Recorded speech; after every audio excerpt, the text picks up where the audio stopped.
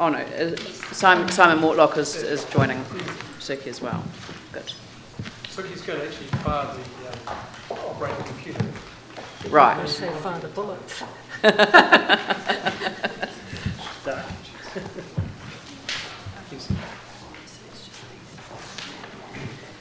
I'm standing in for Chrissy Williams, who's largely responsible for the submissions we made, and Stuart Miller and Thompson, of course, immeasurably both in terms of that, as well as in the actual PowerPoint presentation we've seen today. Lovely. I think that we think we know and we understand our Banks Peninsula community. We talk to the community, the farmers, the local businesses, the conservation groups, the organisations such as DOC and Environment Canterbury, as well as Council, of course. And so we think we know and understand that community pretty well in the last 5 to 6 years we've been operating. And we think that the issue is going to be about effective representation of a community of interest. So they're the two key expressions: effective representation, community of interest. And so today I'll be talking about what is that community of interest and how do you achieve effective representation. And before I sort of kick off, I would just like to say one point about the previous comments with the earlier speaker, and that is that we're talking about Banks Peninsula here, and that is one unique environment. And when you see it from space or from the air, as it were, you see it as a unique space. And I don't think the solution would have been dividing it between Selborne and the city. You would have seen all the opportunities that are going to flow through Banks Peninsula lost if it would have been divided into two parts. The basic submission is that we can only achieve effective representation and that community of interest by retaining the Banks Peninsula Award within the current boundaries. We see no sort of second place in that outcome. That recognises that if you were not to do that, 59% of the population would be outside the current ward of Banks Peninsula, 59%. So you've got 41%, you'd effectively lose the majority of the population outside the current ward.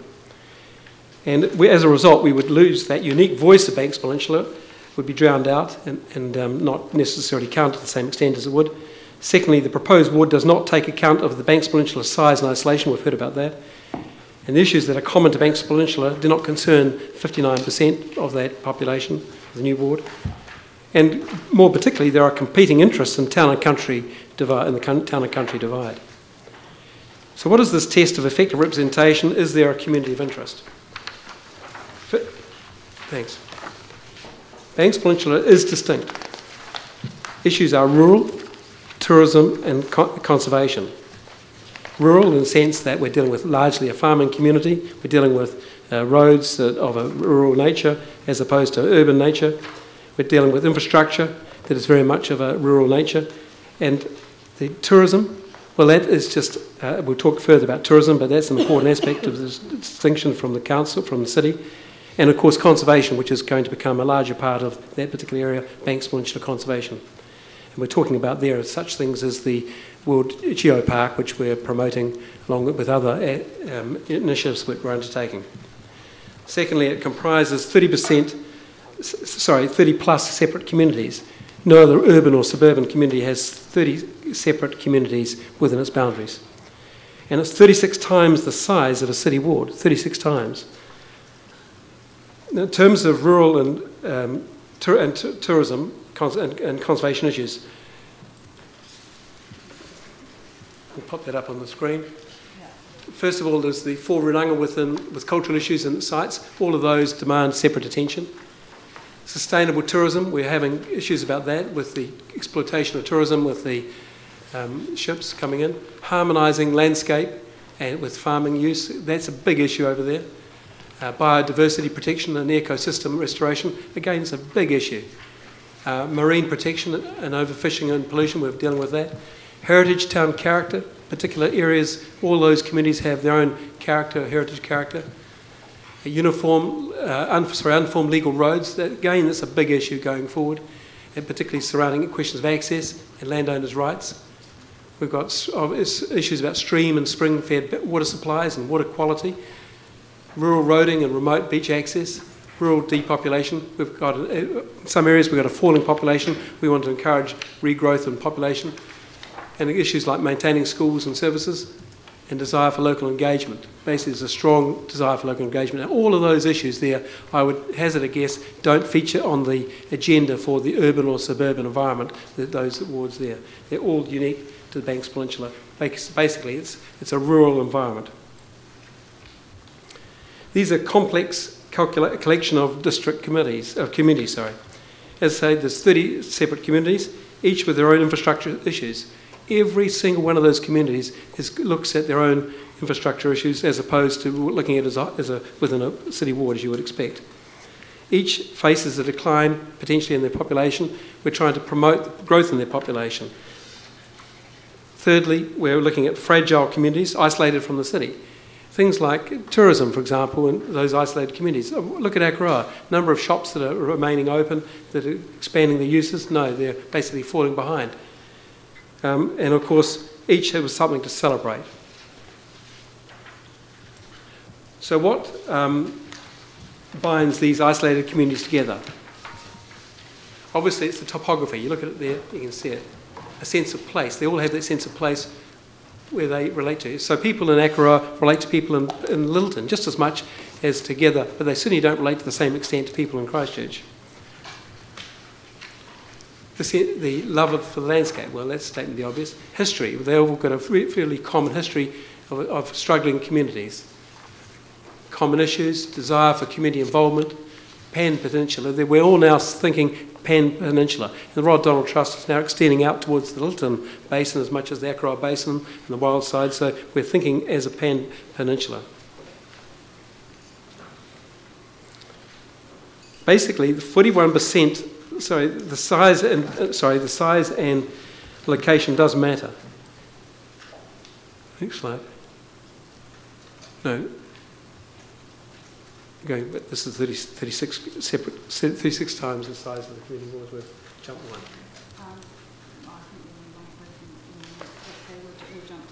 Yep, you look one back. Yep, that's right, that one. This is 36 times the Cashmere City ward. This demonstrates, here's the Cashmere City ward, size ward. And there's all the rest communities you can fit within that, 36 of them. It's 1.5 hours to cross from the front to the end. That's going one way, of course. You've got to get back. Next one is, in terms of population, 41% of the population remains within the Banks Peninsula ward, totally outnumbered. And you can see it there, that's where the lies.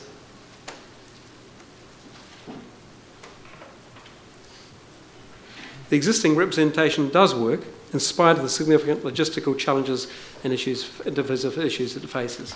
Good grief. And Andrew Turner... Promotion, isn't it? Yeah. Hmm? I'm just saying this could be Andrew's promotion. Well, Andrew, put it bluntly, Andrew's done a very good job. He's an excellent job. I mean... I couldn't agree with you more. I think we're thrilled with the representation we're getting over there. But I mean, let's face it, he's the start of his election campaign. Somebody just said it looks like a dating website. Well, all I can say is this, is that all the issues he's had to face in the Banks Peninsula, we've felt that we've been represented. No, you have. There's no question about it. Bluntly, we're damn scared that we're going to lose Andrew to someone from Sunlight. And I think, and no disrespect to Sunlight. Like Paul. But, anyway, that's being typically parochial. But I mean, there is a community of interest, and he recognises that, and he represents that. Yeah. Sorry? Yeah, move on. I mean, the gist of it is this, I suppose, and speaking, as it were, without going through my notes. An earlier speaker talked about reducing the number of councillors. And I'd use the expression corporatisation of democracy. Basically, the whole concept behind the board-size council is based on the concept that this is a corporate organisation. Well, it works to a certain degree, but it can't override the need for proper representation, fair representation, and community of interest. And just because you have one less board member doesn't necessarily say you're going to get more effective outcomes around the table. I think what leads this council, more particularly, is the fact they all get on together. They agree to differ, agree to accept differences of opinion and views, rather than the numbers of the councillors around the table. And democracy demands a better outcome than simply corporatising it in the way it has. I think the most important thing for me is, and for the Rod Donald Trust in particular, is that this community has got significant challenges ahead of it. It is to take full advantage of tourism in this community, which we advance, and which is going to provide employment and economic advantages for that community. It's got to do it alone. It cannot expect the council in Christchurch to solve its problems, but it wants a voice in that council, but it can't expect council alone to do it. And it's got to be, the classic example would be the walkways. We're envisaging being a major part of the tourism initiative, the walkways and the cycleways. This is a local initiative. This has got to, the farmers' community, we've got to work those farming communities, we've got to work with those communities to actually deliver those walkways. They're not going to accept a solution from Christchurch, they're going to accept a solution that is homegrown. In terms of all the service issues, infrastructure issues, that's local. That's not a ward or a city ward or a suburban or urban ward. And more particularly of all, of course, is that people, about representation, it's not about the 10%, whether plus or minus. It's about isolated communities having a voice which they recognise as being unique to that community. We are Banks Peninsula first and foremost. We were promised that when we amalgamated that we would have that vote at that point. Now we accepted that there was a possible end in sight, but it would only be based on a change in the demographics of Banks Peninsula, change in issues that would give rise to possibly a need that we became more urban and more suburban in its outlook. The reverse has happened. The reverse is needed. We are basically reliant now on our own initiatives to take things forward. Thanks. Thank you. I mean, I'll start with the Local Government Commission ruling in 2009, and basically it stated that this decision, which was to allow the retention of the Banks Peninsula Ward, is not an enduring justification for the retention of the Banks Peninsula Ward. We were told that current arrangements introduced with the 2006 reorganisation, which was the merger of Banks Peninsula and Christchurch City, have helped to integrate Banks Peninsula with Christchurch City, and a change would be seen as a risk to that. However, there are growing community of interest linkages, but you've made the point that they, for physical reasons, just simply will never be established. But that we should give careful consideration to these as part of its next representation review. And I feel that we've done what we've been asked to do, which is to give careful consideration to that. The reaction, though, has been interesting because it's been equally as strong on both sides of the Port Hills. So it's been the case from Banks Peninsula pretty much, well, universally, a desire to retain the existing boundaries, but also the same in Sumner and the other suburbs along the other side of the peninsula there, but basically, essentially saying to us, well, you know, that our community of interest is being split as a result of that decision.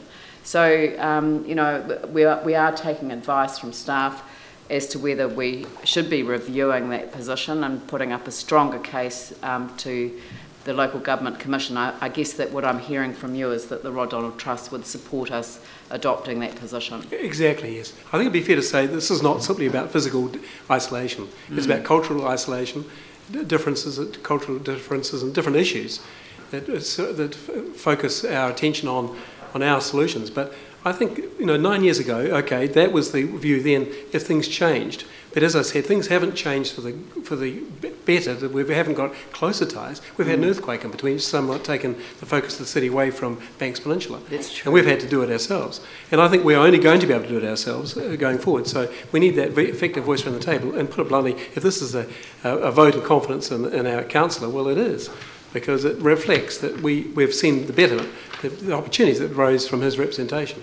Yeah, no, I don't think it would be regarded as a reflection on the councillor. I think every single one of us would agree that Andrew's been an effective representative. So, Yanni and then Paul, Jamie. I didn't have my hand up. Oh, sorry. It looked like you did.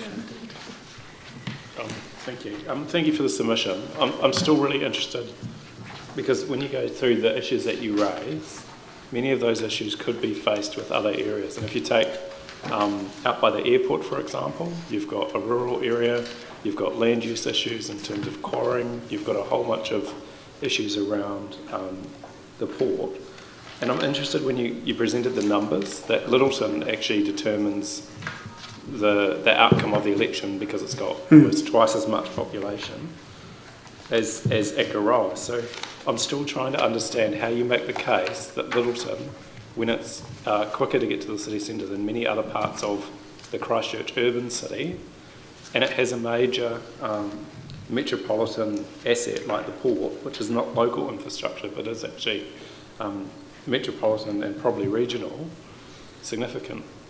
How you make that case for Littleton having separate representation? I think the point is this, that Littleton is obviously not as isolated as the rest of the Banks Peninsula. But two things there. First of all is that it's not only about physical isolation, as I pointed out. I think that people in Littleton would regard themselves as not within Christchurch. If you ask the majority of people in Littleton, they would say they've got separate issues, they've got separate cultural issues and particular needs unique to that particular area. And I think that Littleton has benefited from that sense of isolation in some ways. But ironically enough, they see themselves as a quite distinct community within Banks Peninsula. And the second thing is that Banks, if that was the choice, we would have had the Selwyn solution. We'd have split Banks Peninsula down the middle. But we can only make Banks Peninsula work as a whole. We can't cut it in half. It's like East Burn and West Burn. It only operates as an effective city by a combined city. And so, into a combined place. So it's not only simply because about whether Littleton should be part of Christchurch or not. It really is about whether Littleton should be part of Banks Peninsula, which it should be. So I think it's missing the point. I mean, in terms of, the airport, people living out of the airport have their own unique issues. Well, it's true. Everyone has their own unique issues. But what I'm saying is all those issues are unique to all those people within the Banks Peninsula. So within a ward, you would, in terms of out by the airport, obviously a very small proportion of that ward would have issues about the airport. But in terms of Banks Peninsula, we all share the common view, common arguments, common concerns. Well, I'd like to make a point about that actually, Yanni, and that is that the role of the representative from Littleton is to support the residents of Littleton. The Christchurch city has its interest in the Littleton port as the shareholders of the port, but it's the voice from the residents that can then counter when the port is doing things that are harming the residents, like noise or coal dust or those many issues. Whereas if your representative from Littleton is going to be elected from Sumner, which they will be under this proposal, or from the city side of the hill, then your representative is somebody who's not affected. Yeah, I understand that, but can't the people in Akaroa say the same thing? That the person that gets elected from Littleton doesn't understand. No, we're not saying that at all. No, I disagree. I think. You've answered. I think you've answered the question. He's actually saying that the interests are actually shared. Yeah, and I think you're seeing across the peninsula. And I think the Rod Donald Trust, our discussion has been working with Project Littleton, for example, is a good example. They see it as the walking festival. It's Peninsula, and we see it a very much commonality of interest. Jamie. And thanks, Suky and Simon. I'm just interested in the other side of the coin with this. So I hear what you're saying around Banks Peninsula as an isolated community, but obviously with the representation review, the nature of it is there's a domino effect. So what's your view then on Hagley Ferrymead, seeing as you're advocating for perhaps the Sumner area to remain a metropolitan? Simon, I think that's your phone. My apologies. Are you phoning a friend, Simon? That's fine. You've only got 50-50 left. So exactly. I think, look, in terms of I don't know. I guess the question is, then do you see Hagley Ferrymead functioning if Banks Peninsula as an isolated community functions? I think Hagley Ferrymead is like the airport scenario, I think, where there's a relatively modest percentage of the population that falls within the rural community as opposed to this. But here we're talking about a dominant position of the suburban community overriding the interests of the minority 41% still of the rural community. But I mean, look, I'm not a fan of trying to reduce the numbers of councillors around this table. I think I support the previous speaker. I just think that you guys are doing a great job. As I say, the real problem is not whether you've got too many, it's how you work together. Yeah, exactly. No, I agree. Thanks. Well, that seems like an extremely positive note to end on. Thank you very much. Suky, do you want to make a presentation of your own?